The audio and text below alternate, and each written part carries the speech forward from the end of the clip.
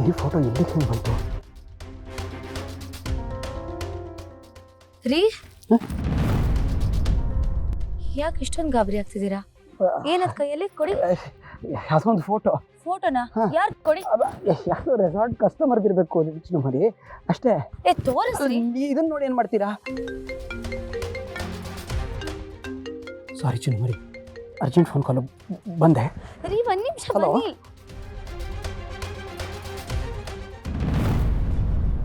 Hello, ಮನೆ ಪಕ್ಕದ ರೆಸಾರ್ಟಲ್ಲಿ ಇದ್ದೀನಿ ಅಂದರೆ ಪದೇ ಪದೇ ನನಗೆ ಫೋನ್ ಮಾಡೋದಲ್ಲ.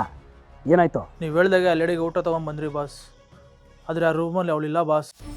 ಹಾಂ, ಏನು ಹೇಳ್ತಾ ಇದೆಯಾ? ಎಲ್ಲಿ ಹೋಗಿರೋಕ್ಕೆ ಸಾಧ್ಯ? ಪ್ರಾಪರ್ಟಿ ಎಲ್ಲ ಕರೆಕ್ಟಾಗಿ ಚೆಕ್ ಮಾಡಿದ್ರಾ? ಗೊತ್ತಿಲ್ಲ ಬಾಸ್, ನೀವು ಲಾಗೋ ಕರೆಕ್ಟಾಗಿ ಹಾಕಿಲ್ಲ ಅನಿಸುತ್ತೆ. ಆ ಕಟ್ಟು ಎಲ್ಲ ಬಿಚ್ಕೊಂಡು ಅವಳು ಒಳಬಿಟ್ಟಿದ್ದಲ್ಲ ಬಾಸ್. ಏಯ್, ನಾಲ್ಗೆ ಇದೆ ಅಂತ ತುಂಬ ಹರಿ ಬಿಡಬೇಡ. ನೀವು ಅಲ್ಲಿಗೆ ಬಂದು ಎಷ್ಟೊತ್ತಾಯಿತು ಅಷ್ಟು ಹೇಳು. ಒಂದು 10 ನಿಮಿಷ ಆಯಿತು ಅಷ್ಟೇ ಬಾಸ್.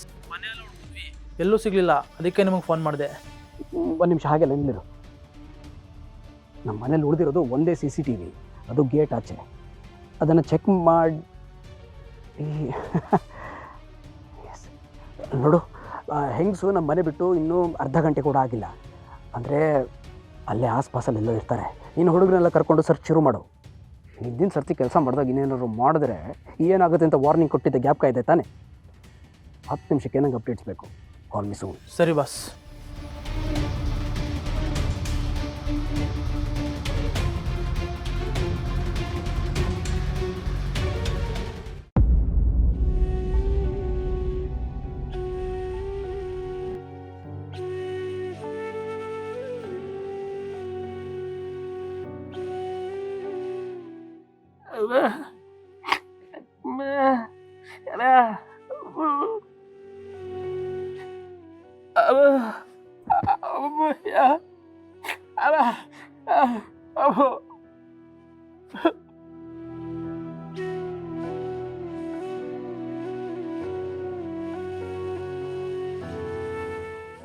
ಬೆಂಕಿ, ಇಷ್ಟಕ್ಕೆಲ್ಲ ಯಾರಾದರೂ ಬೇಜಾರು ಮಾಡ್ಕೋತಾರ ಹೇಳು? ನೋಡು, ನಾವು ಆ ಫೋಟೋ ತಗೊಬಂದಿದ್ದು ಎಲ್ಲಿಂದ? ಚರ್ಚಿಂದ ಅಲ್ವೇ? ಈಗ ಮತ್ತೆ ಅಲ್ಲೇ ಹೋಗಿ ಅದೇ ಥರದ್ದು ಇನ್ನೊಂದು ಫೋಟೋ ಇದ್ರೆ ಕೊಡಿ ಅಂತ ಕೇಳುಮ್ಮ, ಅವ್ರು ಕೊಡ್ತಾರಲ್ಲ. ಹಾಂ, ಇಲ್ಲಿ ನೋಡು, ಇಷ್ಟಕ್ಕೆಲ್ಲ ಬೇಜಾರು ಮಾಡ್ಕೋಬಾರ್ದು.